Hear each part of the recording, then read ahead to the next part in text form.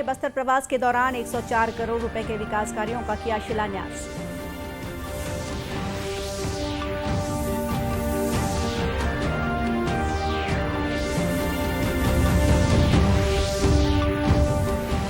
खैरागढ़ विधानसभा उपचुनाव में 100% मतदान के लिए चलाया जा रहा है जागरूकता अभियान।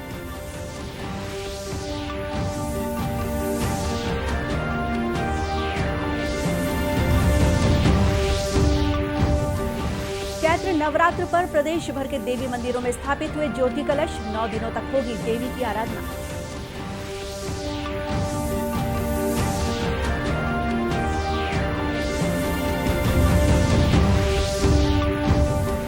और चेट्री चंड पर सिंधी समुदाय के लोगों ने प्रदेश के विभिन्न स्थानों पर निकाली भगवान झूलेलाल की शोभा यात्रा।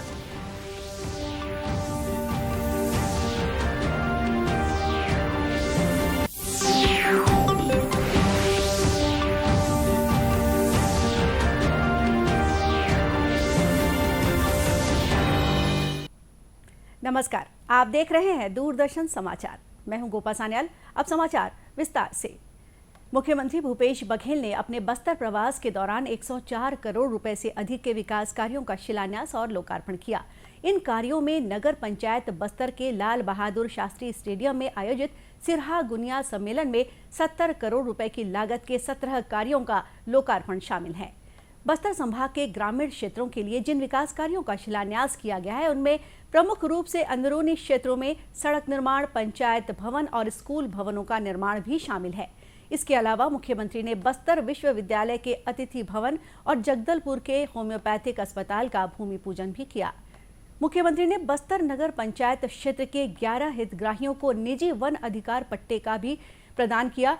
श्री बघेल मुख्यमंत्री कन्या विवाह योजना के कार्यक्रम में भी शामिल हुए, जहां उन्होंने 151 नवविवाहित जोड़ों को आशीर्वाद दिया। बस्तर प्रवास के दौरान मुख्यमंत्री के सभी कार्यक्रमों में उद्योग मंत्री कवासी लखमा, सांसद दीपक बैज, बस्तर विकास प्राधिकरण के अध्यक्ष लखेश्वर बघेल सहित अन्य जनप्रतिनिधि भी शामिल हुए।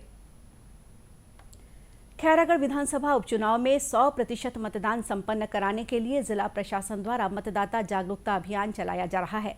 मतदाता जागरूकता के लिए कलेक्ट्रेट परिसर में फोटो प्रदर्शनी लगाई गई। इसके साथ ही खैरागढ़ और आसपास के क्षेत्रों में जागरूकता रथ भी निकाला गया। इसके अलावा मतदाताओं को मतदान के महत्व से परिचित कराने के लिए रैली, निबंध, रंगोली और नुक्कड़ नाटक जैसे आयोजन भी किए जा रहे हैं। इन सभी कार्यक्रमों के माध्यम से मतदाताओं को अपने मताधिकार का उपयोग करने के लिए प्रेरित किया जा रहा है। वहीं प्रलोभन और भय मुक्त मतदान करने के लिए भी उन्हें जागरूक किया जा रहा है। राजनांदगांव कलेक्टर और जिला निर्वाचन अधिकारी तारण प्रकाश सिन्हा ने बताया कि जिला प्रशासन द्वारा बुजुर्गों, युवाओं और नए मतदाताओं को खास तौर पर मतदान करने का संदेश दिया जा रहा है ताकि 100% मतदान के लक्ष्य को हासिल किया जा सके।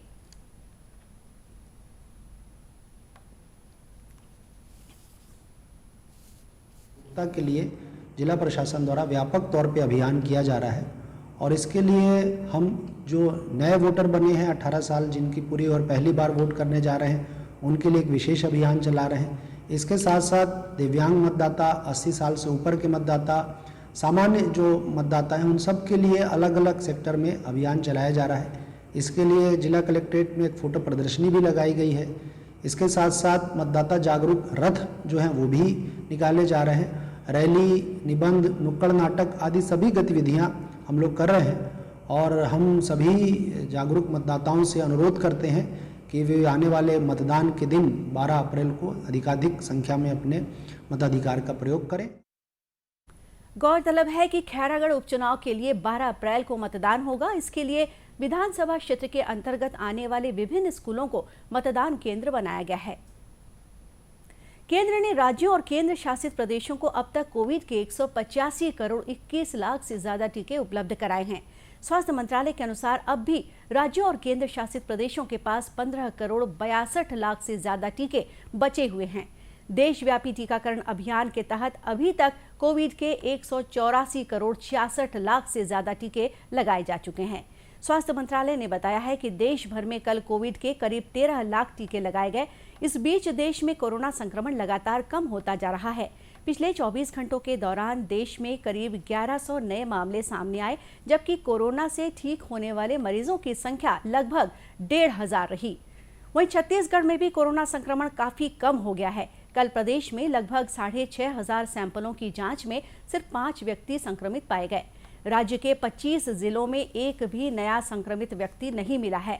कल केवल दुर्ग, धमतरी और जशपुर जिले में कोरोना के 5 व्यक्ति संक्रमित पाए गए। आजादी की 75वीं वर्षगांठ को पूरा देश आजादी के अमृत महोत्सव के रूप में मना रहा है। इसी कड़ी में कोरबा में जिला प्रशासन द्वारा 2 दिवसीय सांस्कृतिक कार्यक्रमों का आयोजन किया गया। इस कार्यक्रम में छत्तीसगढ़ के स्थानीय कलाकारों को मंच प्रदान कर देशभक्ति और संस्कृति से जुड़े कार्यक्रमों की आकर्षक प्रस्तुति दी गई। जिला पंचायत के मुख्य कार्यपालन अधिकारी नूतन कंवर ने बताया कि सांस्कृतिक कार्यक्रम के पहले दिन देशभक्ति गीतों के साथ ही छत्तीसगढ़ी गीत और कवि सम्मेलन का आयोजन हुआ। दूसरे दिन लोक नाट्य सहित अन्य कार्यक्रमों की प्रस्तुति दी गई। हमारे यहाँ जो काव्य सम्मेलन भी किए गए हैं और आज़ादी से संबंधित जितने भी जो सांस्कृतिक कार्यक्रम है उसका यहाँ पे निर्वहन किया गया है और साथ ही साथ लोगों को जागरूक किया गया है कि आज़ादी के अमृत महोत्सव में ज़्यादा से ज़्यादा पार्टिसिपेट करें। वहीं इस कार्यक्रम में शामिल होने वाले प्रतिभागियों ने भी आजादी के अमृत महोत्सव के तहत कराए गए इस कार्यक्रम की जमकर सराहना की और ऐसे आयोजनों को अच्छी पहल बताया। आर्टिस्ट को भी बहुत मोटिवेशन मिलता है कि आगे प्रमोट हो और आगे जाए, सब जगह कोरबा का नाम, छत्तीसगढ़ का नाम और रोशन करे। हमारे जिला प्रशासन का बहुत ही अथक प्रयास से ये सब संभव हुआ है और इससे आने वाली पीढ़ी कलाकार और साथ ही यहाँ की जो कलाएं हैं वो पूरा निखर कर प्रदेश स्तर पे जाएगा। ये बहुत खुशी की बात है। इसमें नए कलाकारों को मौका मिला है, हमारे जितने कवि लोग हैं उनको मौका मिला। गौरतलब है कि आजादी के अमृत महोत्सव के उपलक्ष्य में कराए गए इस कार्यक्रम में बड़ी संख्या में लोगों ने हिस्सा लिया। वहीं इस आयोजन के माध्यम से लोगों को आजादी के महत्व के साथ ही देश की परंपरा और संस्कृति से भी परिचित कराया गया। इन दिनों प्रदेश में चैत्र नवरात्र का पर्व पारंपरिक उल्लास के साथ मनाया जा रहा है। राजधानी रायपुर सहित प्रदेश भर के देवी मंदिरों में ज्योति कलश की स्थापना की गई है। वहीं हर दिन जसगीत और भक्ति संगीत के आयोजन भी हो रहे हैं। रायपुर के सिविल लाइंस स्थित काली मंदिर में देवी मां का आशीर्वाद लेने और ज्योति कलश का दर्शन करने के लिए भक्तों की भीड़ सुबह से उमड़ने लगती है। वहीं सुबह और शाम होने वाली आरती के समय में भी भक्तगण बड़ी संख्या में मौजूद रहते हैं। इसी कड़ी में बेमेतरा के देवी मंदिरों में भी बड़ी संख्या में दर्शनार्थी सुबह से देर रात तक आ रहे हैं। यहाँ श्री भद्रकाली मंदिर, शीतला माता मंदिर और दुर्गा मंदिर में परंपरा के अनुसार नवरात्र के समय मनोकामना ज्योत प्रज्वलित की जाती है। बीते 2 वर्षों के दौरान कोरोना महामारी के कारण शासन के दिशा निर्देशों के तहत सीमित संख्या में ही मनोकामना ज्योत प्रज्वलित की गई थी। साथ ही दर्शनार्थियों के लिए भी बंदिश लगाई गई थी। मंदिर के पुजारी आचार्य श्रीकांत जोशी ने बताया कि इस बार कोरोना संक्रमण में कमी होने की वजह से दर्शनार्थियों के लिए भी सभी मंदिर सामान्य रूप से खुले हुए हैं। यही वजह है कि इस बार भक्तजनों में चैत्र नवरात्र के दौरान काफी उत्साह देखा जा रहा है।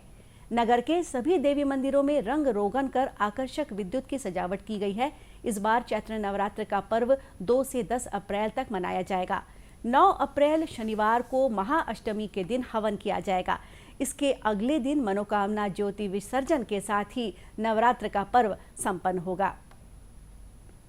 वहीं चैत्र का महीना विभिन्न धर्मों और समुदायों के लिए विशेष महत्व रखता है। चैत्र नवरात्र के पहले दिन कल सिंधी समुदाय के लोगों ने चेट्री चंड का पर्व मनाया। इस दिन भगवान झूलेलाल की जयंती पारंपरिक उल्लास के साथ मनाई गई। प्रदेश के अन्य स्थानों की तरह राजनांदगांव में भी भगवान झूलेलाल की जयंती पर आकर्षक शोभा यात्रा निकाली गई। बीते 2 वर्षों से कोरोना संक्रमण की वजह से प्रदेश में धार्मिक आयोजनों के दौरान प्रशासन द्वारा लगाए गए प्रतिबंधों की वजह से त्योहार भी घर परिवार तक सीमित हो गए थे। लेकिन इस वर्ष कोरोना संक्रमण में आई कमी के कारण चेट्री चंड पर्व के दौरान लोगों ने उत्साह और उमंग के साथ त्योहार का भरपूर आनंद लिया। भगवान झूलेलाल की शोभा यात्रा सिंधु भवन से शुरू हुई। इसके पश्चात शहर के विभिन्न मार्गों से होती हुई यह शोभा यात्रा त्रिवेणी परिसर में संपन्न हुई।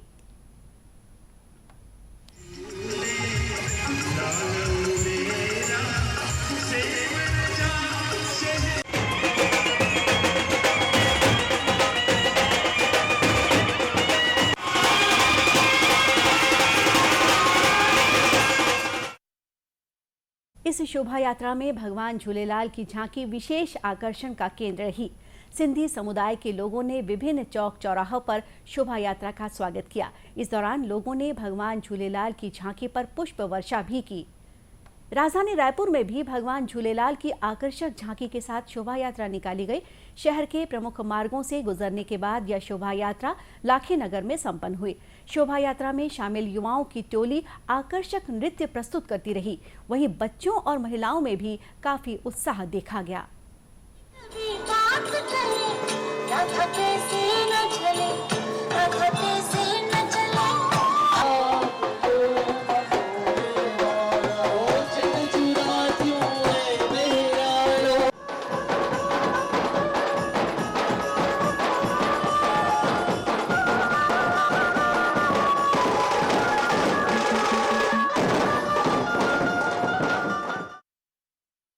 कोरोना का प्रतिबंध समाप्त हो जाने के कारण इस बार चेटी चंड के त्योहार में लोगों ने खुलकर अपने उल्लास और उमंग का प्रदर्शन किया।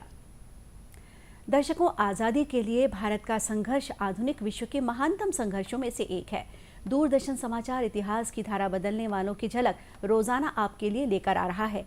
आज की इस कड़ी में हम बात कर रहे हैं स्वाधीनता सेनानी और समाज सेवी कमला देवी चट्टोपाध्याय के बारे में। कला जगत से जुड़ी महान विभूति कमला देवी चट्टोपाध्याय की जयंती है। वर्ष 1903 में 3 अप्रैल को मंगलुरु में उनका जन्म हुआ था। उस समय के आम प्रचलन के अनुसार 14 वर्ष की अबोध उम्र में ही उनका विवाह कर दिया गया था। विवाह के 2 वर्ष बाद वे विधवा हो गयी। बाद में कमला की मित्रता सरोजिनी नायडू की छोटी बहन सुहासिनी चट्टोपाध्याय से हुई, जिन्होंने कमला को अपने बड़े भाई हरिंद्रनाथ चट्टोपाध्याय से मिलवाया।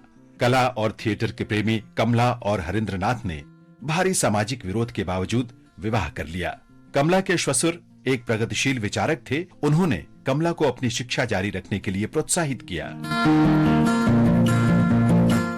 1927 में कमला इंडियन नेशनल कांग्रेस में शामिल हो गईं और स्वयं को स्वतंत्रता संग्राम में समर्पित कर दिया। वे सेवा दल में आ गईं और इसके बाद नमक सत्याग्रह की प्रबल और मुखर समर्थक बन गईं। वे 1930 में नमक सत्याग्रह में बॉम्बे समुद्र तट पर नमक बनाने के लिए महात्मा गांधी द्वारा घोषित 7 सदस्यों के नेतृत्व दल में भी शामिल थीं।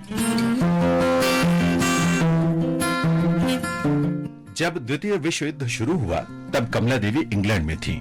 उन्होंने अन्य देशों के समक्ष भारत की स्थिति स्पष्ट करने के लिए तुरंत विश्व भ्रमण शुरू कर दिया और युद्ध के बाद आजादी के लिए अंतर्राष्ट्रीय समर्थन जुटाया। 1947 के बंटवारे के दौरान कमला देवी ने प्रवासियों के लिए नए घर की व्यवस्था करने में अथक परिश्रम किया। उन्होंने बंटवारे की यातना भुगत रहे लोगों को स्वास्थ्य सुविधाएं उपलब्ध कराने में भी मदद की। कमला देवी ने महिला उत्थान के लिए अनवरत कार्य किया। उन्होंने सहकारी आंदोलन में अग्रणी भूमिका निभाई, जिससे देश में महिलाओं की सामाजिक आर्थिक स्थिति सुधारने में मदद मिली। कमला देवी का कला से गहरा लगाव था। उन्होंने भारत में कला और संस्कृति को बढ़ावा देने का अनवरत प्रयास किया। उन्होंने हस्तशिल्प और कपड़ा उद्योग के पुनरुत्थान पर ध्यान केंद्रित किया।